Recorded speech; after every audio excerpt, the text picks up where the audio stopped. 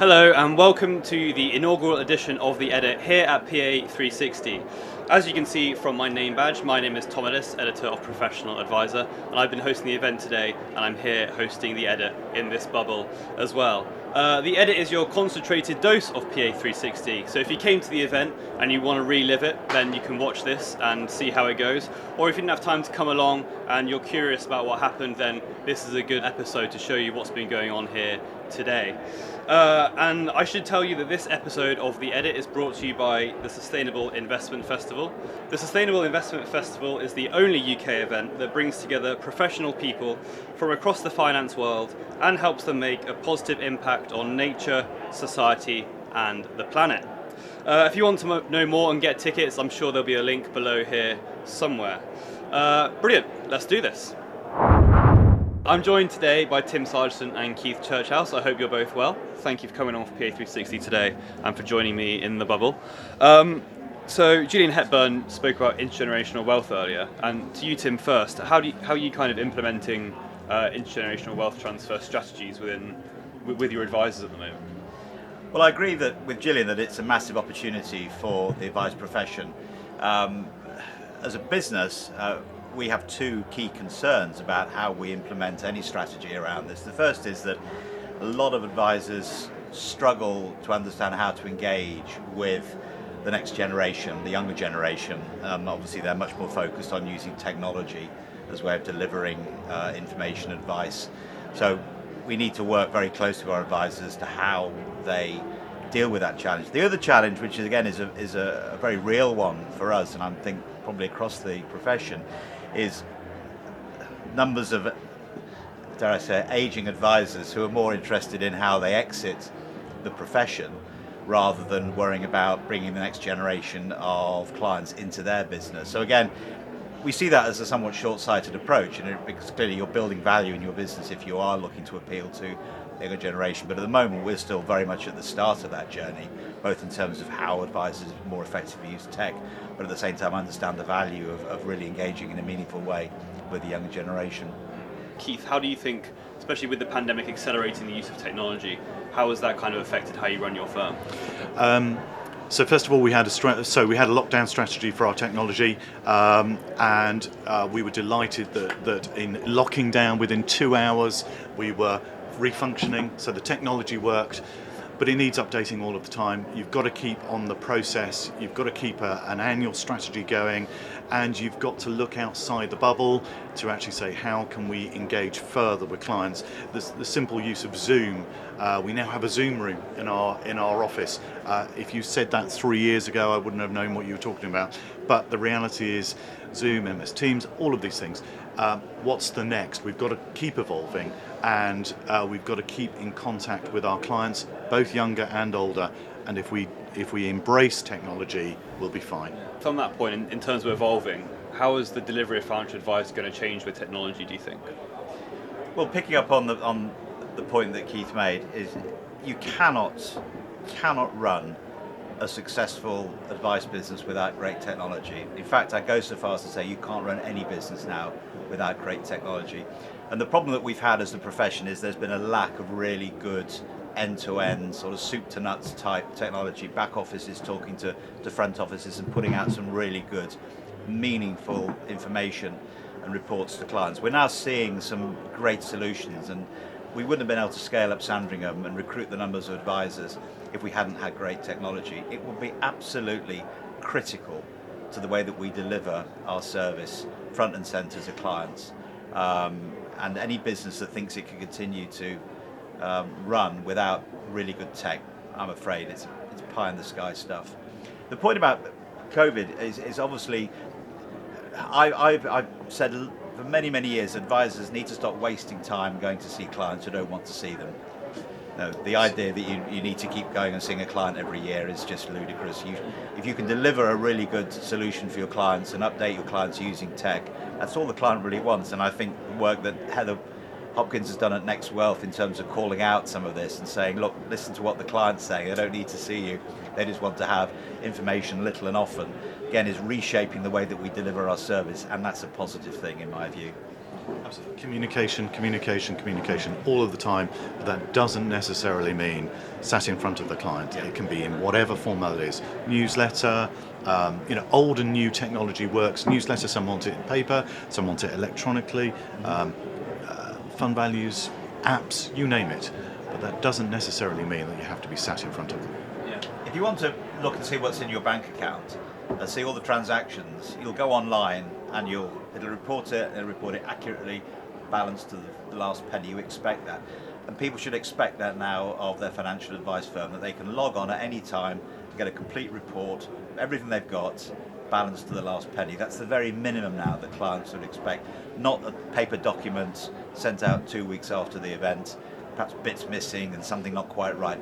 That's not good enough. We absolutely have to embrace technology to be able to deliver the service that customers are now seeing as the absolute minimum they would expect. Great stuff, guys. Earlier I was joined by Michele, who was part of our CEO panel, and I managed to get an exclusive interview with her in the bubble. So hi Michele, well, we just had you on the CEO panel here at PA360. What do you think was your biggest takeaway from what we discussed in that 40-minute session?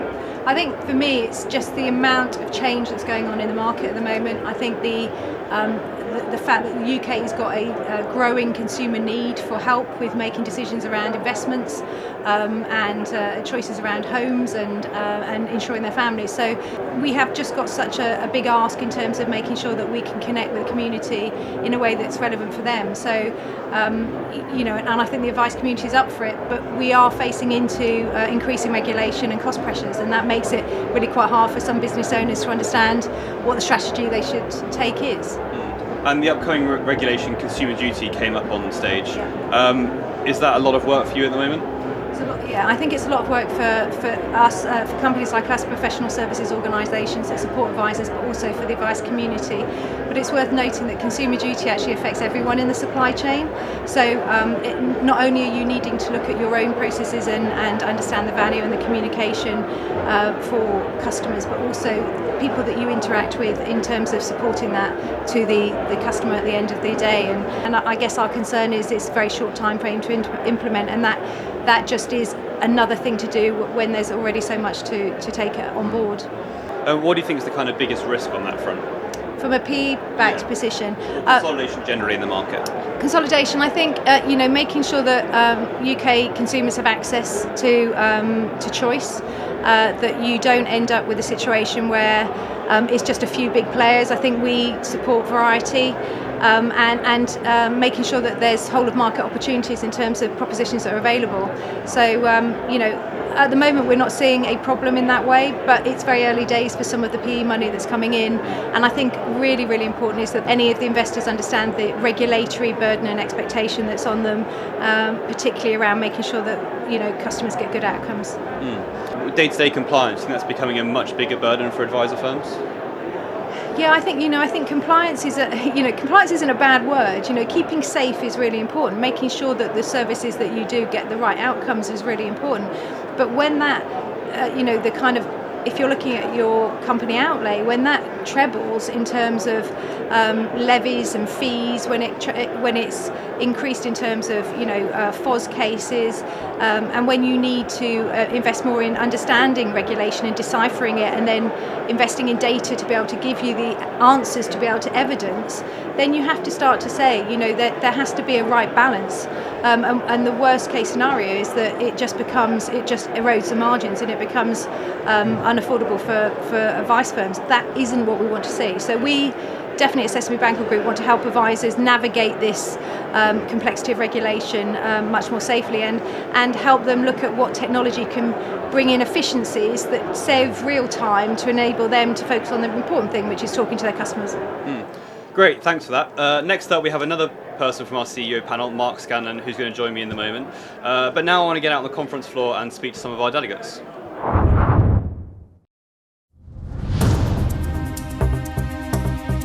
It's really easy when you run a business and you work with clients and you're doing all these things just to forget why you're doing it sometimes, and an event like this really helps motivate.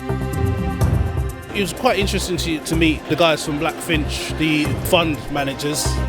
So something I took away that I'd not really considered before was the importance of women inheriting wealth. So Gillian Hepburn gave a really good presentation this morning. I did a couple of sessions about retirement income. The guys from Pure Retirement spoke really passionately on how the equity release space is really changed in particular.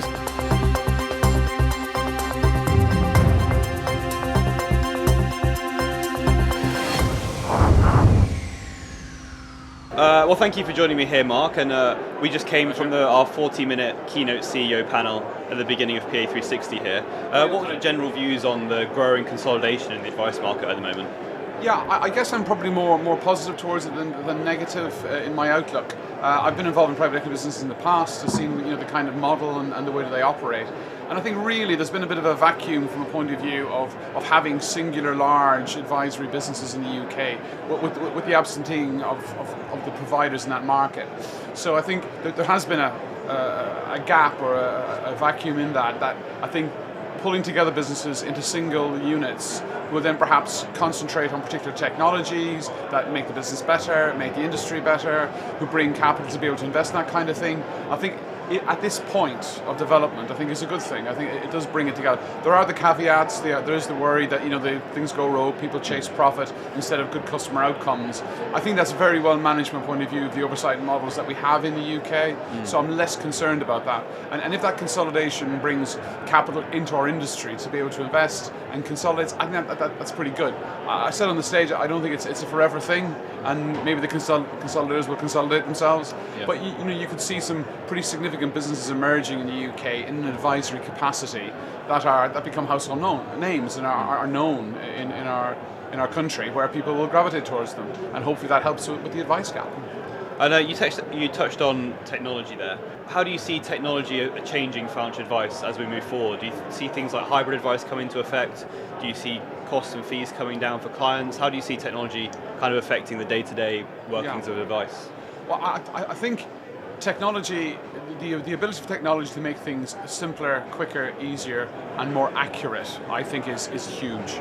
I think the fact that it takes out some of the complexity around the products and pushes the more mundane, very important, but mundane stuff into the plumbing, and allows more time for the advisor to speak to the client, to understand more, make sure that they're doing the best for them. I think that's the key in technology for me. And so I see technology enabling that sort of face-to-face advisory activity. Over time, I think that will migrate down the age range. So, where we're dealing with somebody where it is a face-to-face, traditionally an older person speaking to probably an older person. If there's a digital component to that and a technology component to that, then that can lead back down the age range to the youngers. And might at some stage be fully digital, if it's very simple and setting up an ISA at the age of 18 or something like that. But between that and getting to the end of accumulation, going to deaccumulation, then I think that sophistication is needed. Yeah. So would you kind of say that at the moment people tend to receive a similar kind of advice model, and in the future there'll be more options for people? Definitely, yeah. And I think if you think about going down the age range, there might be just specific people. So if you want a piece of advice in regard to a mortgage, a particular type of mortgage that you want to have, for instance, or you have a particular interest in ESG investing, so definitely. And actually all of that capability is within our firms. It's a question, how do you access it? And creating that access allows people to pick and choose as they want. There's nothing wrong with a pay-on-use service. Again, prolific in lots of other industries. And it's a version of the full advice process. Yeah. And would you say that regulator needs to kind of aid that changing advice model, or is the regulation and compliance already there for this to exist? Or do we need more support for simplified advice and guidance? I think that there's probably some help from a point of view of guideways and simplifying the process in how it operates. I think from a point of view of safety and from a point of view of good oversight and risk management, I think we're in pretty good shape is what I would say. But sometimes it's perhaps needlessly complicated for the individual. So anything you can do with technology to simplify, I think will help and improve the experience and therefore the participation of the individual. But I think regulation, it's probably not where it needs to be to facilitate some of that. But then on the flip side, I think the regulator is very keen was very keen on robo. Yeah. I think that's a good point to end on there, Mark. Thank you very much for joining me in the bubble today. Great, thank you very much indeed. Thanks, Tom. Now it's the time of the day where we go out and speak to a randomly selected business. I have no idea who it's going to be, so let's go find out.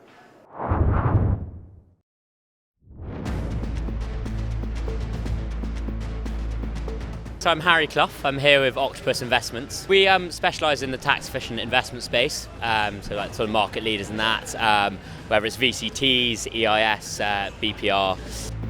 Yeah, it's just great to sort of see advisors face to face. I mean, obviously it's been a big time out with COVID, so it's been so nice, like actually, meeting lots of advisors, getting to know them a bit, give more sort of detailed advice on how our products can help them. Gillian Hepburn, I'm Head of Intermediary Solutions at Schroders.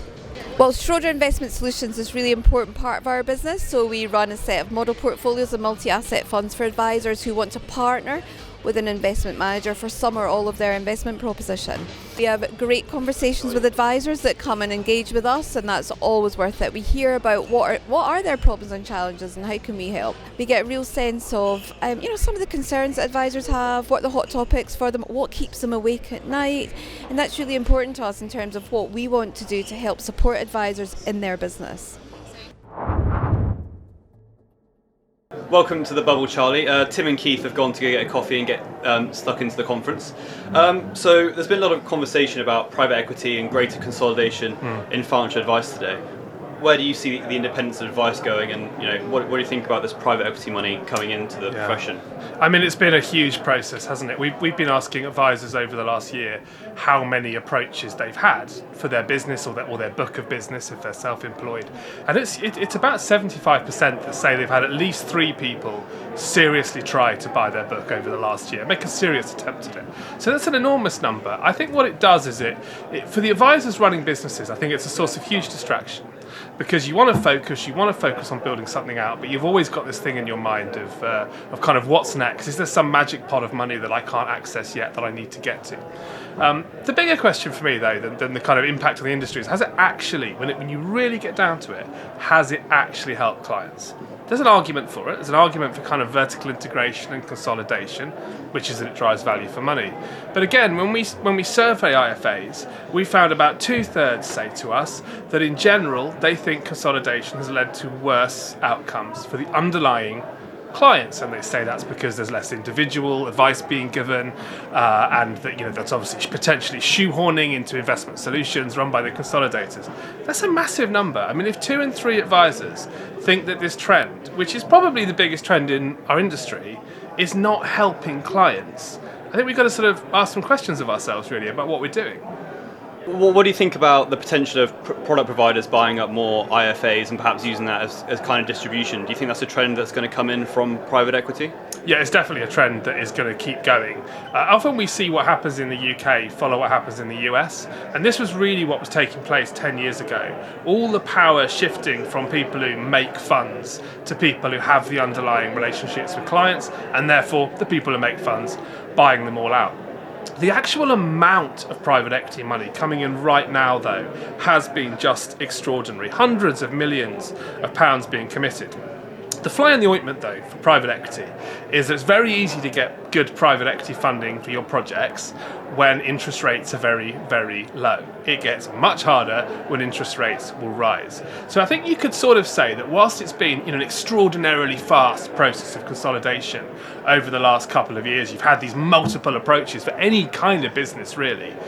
The question is, will that survive higher interest rates? I think it will certainly be slowed by higher interest rates. It's more expensive for private equity funders to get money themselves, so therefore they demand higher rate of returns when they invest, and not all these deals can support that. So I would say it will cyclically slow down as interest rates go up, but structurally it's a trend that's here to stay.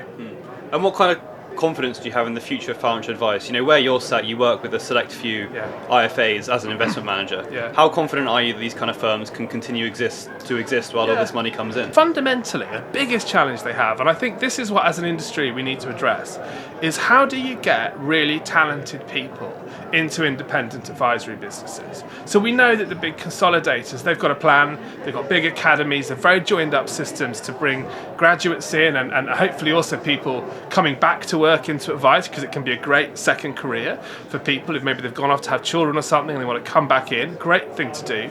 But for independent firms, there's no national academy for independent advisors. There's no obvious way to fund it. And so what people say to us all the time is they want to stay independent, they want to do it, but how on earth can they get talent into the business and keep talent in the business. And I think we need to have a big conversation about that, and maybe that will require coordination across the industry to create an environment to bring those people in. And do you think that'll get even harder as inflation goes up and people demand higher wages, and it'll be even harder to hire good talent into the advice profession? The thing I've seen change is that 5 or 6 years ago, you could get hired as like an employed advisor pretty much as soon as you were qualified, but you never really got a book. It was, come and see if you can raise some money. Now, when people come into the industry as newly qualified advisors, there's books for them to get. There's so much movement around that they're able to get hold of assets quite quickly to manage. And I think that's a big shift. And of course, it means that salaries are going up. Now, that's okay. It's a good job being an IFA. It should have a good professional wage attached to it.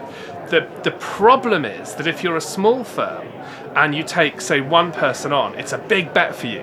If you're a national consolidator, you can take on 25. Some of them might not work. That's okay. You play the averages.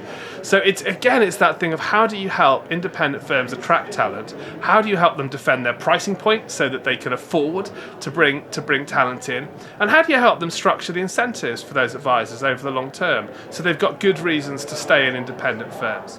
Brilliant. Thank you very much for coming in the bubble and speaking to me, Charlie. And thank you all for joining me at home. That's all we have time for. I'm going to leave you with people saying something good.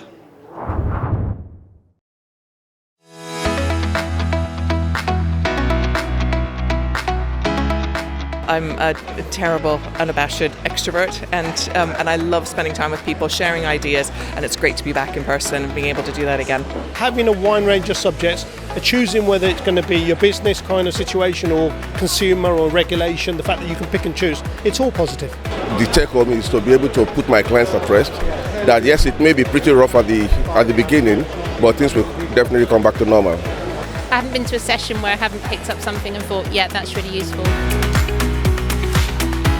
The food's been fantastic.